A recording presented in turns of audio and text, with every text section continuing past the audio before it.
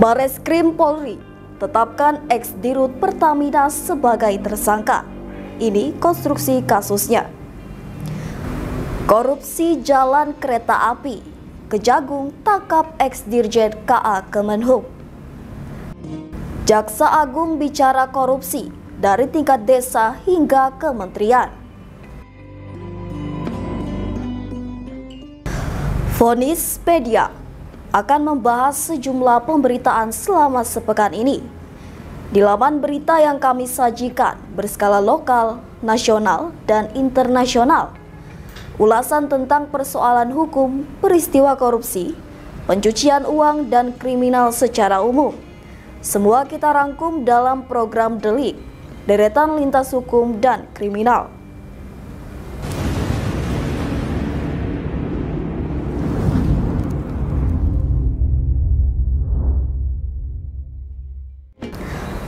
Bareskrim Polri menetapkan mantan Direktur Umum PT Pertamina Persero periode 2012 hingga 2014, Luhur Budi Jatmiko, sebagai tersangka dalam kasus dugaan korupsi pembelian 4,8 hektar tanah yang terdiri atas 23 bidang di Kompleks Krasuna Epicentrum, Kuningan, Jakarta Selatan. Bareskrim Polri menetapkan mantan Direktur Umum PT Pertamina Persero periode 2012-2014, Luhur Budi Jatmiko atau LBD, sebagai tersangka dalam kasus dugaan korupsi pembelian 4,8 hektar tanah yang terdiri atas 23 bidang di Kompleks Rasuna Epicentrum, Kuningan, Jakarta Selatan. Berdasarkan hasil gelar perkara pada Selasa 5 November 2024, Luhur diduga telah menyalahgunakan wewenang dalam proses pembelian tanah tersebut.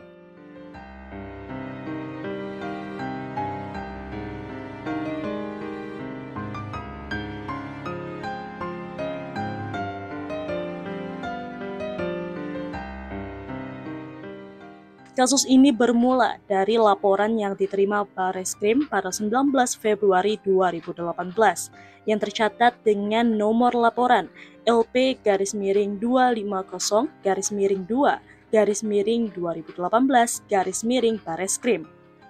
Saat itu dilaporkan bahwa perusahaan energi plat merah itu menyusun anggaran pembelian tanah senilai 2,7 triliun rupiah di dalam rencana kerja dan anggaran perusahaan atau RKAP Pertamina tahun 2013 yang tujuannya untuk membangun Pertamina Energy Tower atau PET. Namun, dalam proses pembelian tanah seluas 48.279 meter persegi yang berlangsung antara Juni 2013 hingga Februari 2014, diduga terjadi perbuatan melawan hukum yang mengakibatkan kerugian negara sebesar 348,6 miliar rupiah. Nilai kerugian negara ini berdasarkan surat Ketua dan Wakil Ketua BPK RI nomor 13/2-2-01-2024 tanggal 12 Januari 2024 dan Surat Tugas Tortama Investigasi BPK RI nomor 28-ST-XX1-01-2024 yang tertanggal 16 Januari 2024 bahwa telah dilakukan penyerahan laporan hasil pemeriksaan investigatif kerugian keuangan negara dari auditor BPK RI tertanggal 15 Oktober 2024 kepada Ditipidkor Bareskrim Polri. Arif mengatakan, penyimpangan tersebut dikaitkan dengan harga pembelian yang dinilai terlalu tinggi dan aset jalan milik Pemprov DKI Jakarta yang seharusnya tidak diperjualbelikan.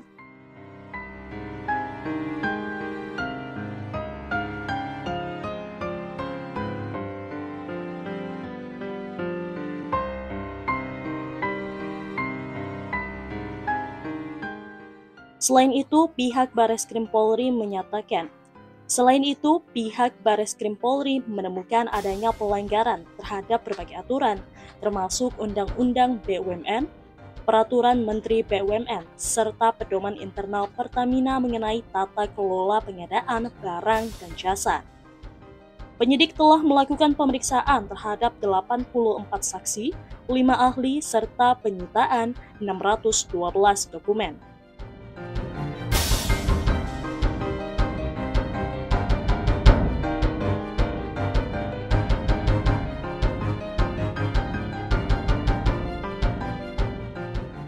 Terpisah, PV Corporate Communication Pertamina, Fajar Joko Santoso mengatakan, Pertamina menghormati proses hukum yang sedang berjalan di Bareskrim terhadap Luhur Budi.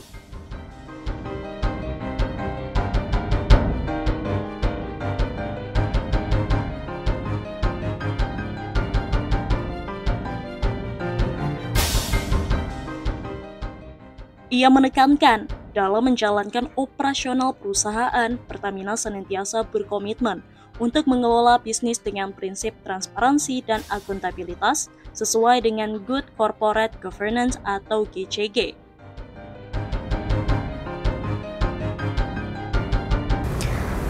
Kejaksaan Agung menangkap mantan Direktur Jenderal Perkeretaapian Kementerian Perhubungan Prasetyo Budi Cahyono terkait kasus dugaan korupsi jalan kereta api.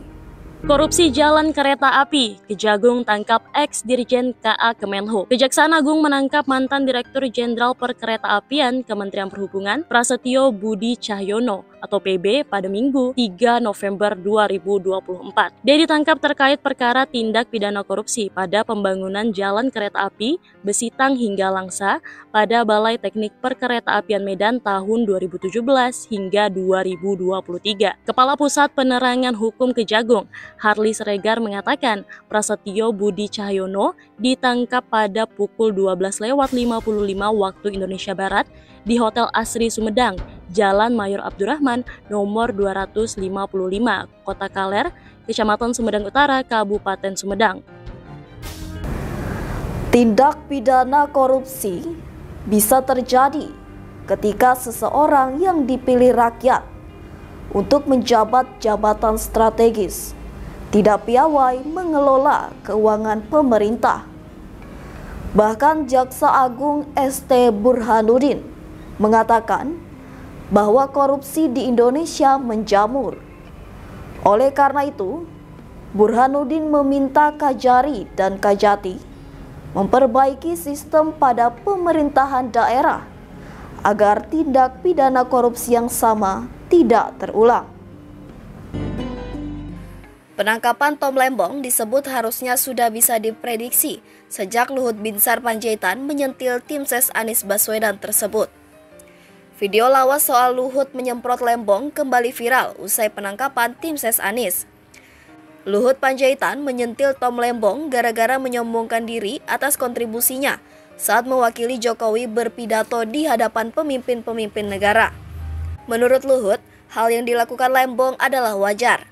Bahkan menurut Luhut Panjaitan, yang banyak berjasa untuk teks pidato Jokowi bukanlah Lembong, melainkan Menlu Retno Marsudi.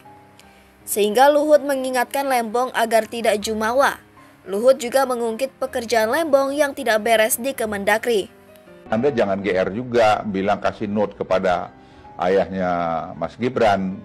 Emang hanya Tom Lembong aja. Yang paling banyak kasih note pada presiden itu adalah Menlu, Ibu Retno. Karena setiap bilateral beliau yang ngasihkan itu. Dan itu bukan terjadi pada Presiden Jokowi saja. Semua kepala negara itu kalau bilateral pasti ada yang di belakang yang ngasih note itu. Apakah karena Anda hebat melakukan itu? Tidak, itu tugas Anda sebagai pembantu presiden, sebagai Menteri Perdagangan waktu itu, sebagai Kepala BKPM. Tapi Anda harus refleksi juga apa sih yang Anda lakukan sudah Menteri Perdagangan. Coba tanya dirimu. Waktu Anda BKPM, apa yang Anda lakukan? Coba. Anda kan ditugasin untuk OSS. Saya ingat betul itu, bagaimana Anda curhat ke saya. Tapi itu kan sampai Anda meninggalkan kabinet tidak pernah selesai. Sekarang kami yang menyelesaikan itu. Online single submission itu, yang sudah digadang-gadang bakal selesai begini, begono, dan segala macam itu. Jadi saya hanya ingin sampaikan, kita sudahlah. Kalau sudah selesai masa kita, sudah semua ada waktunya. Tidak perlu kita ceritakan kita yang paling bagus. Karena kita itu terjadi semua, tidak. Semua itu adalah hasil kerja tim. Tom Lembong ditetapkan sebagai tersangka pencurian uang rakyat impor gula hingga merugikan negara sampai 400 miliar rupiah.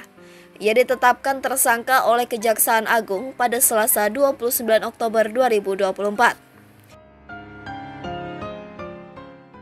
Publik menilai ada kriminalisasi yang dilakukan pada Tom Lembong, mengingat kasus ini baru diungkap ke publik.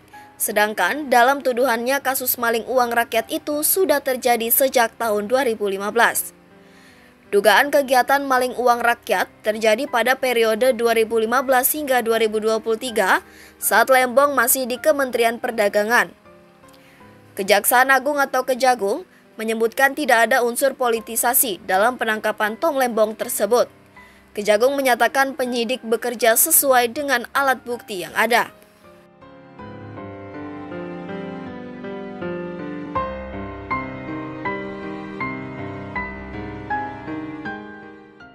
Dugaan maling uang rakyat dilakukan Lembong sejak tahun 2015 hingga 2023 di Kemendak. Namun, kasus tersebut baru diusut sejak Oktober 2023 lalu. Tom Lembong disebut memberi izin persetujuan impor gula kristal mentah kepada PT AP. Saat itu, Lembong menjabat sebagai Menteri Perdagangan.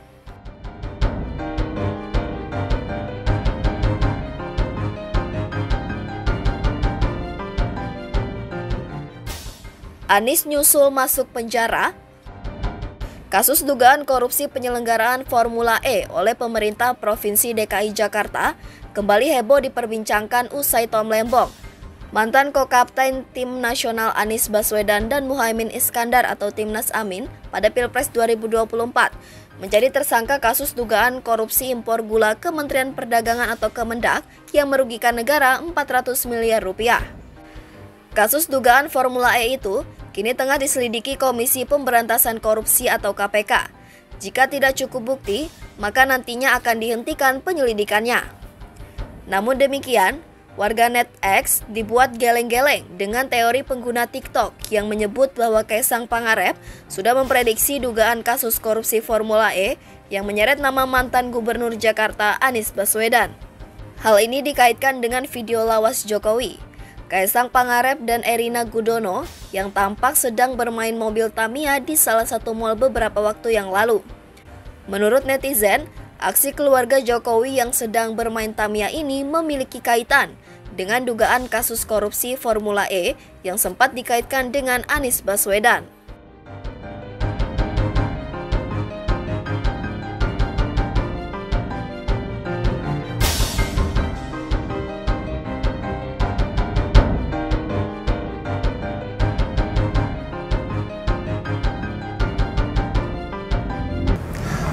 Itu tadi informasi penting dan menarik selama sepekan dalam program Delik, Deretan Lintas Hukum dan Kriminal.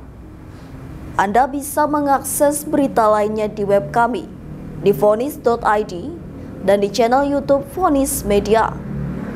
Jangan lupa untuk komen, share, like, dan subscribe channel kami. Kami undur diri sampai minggu depan.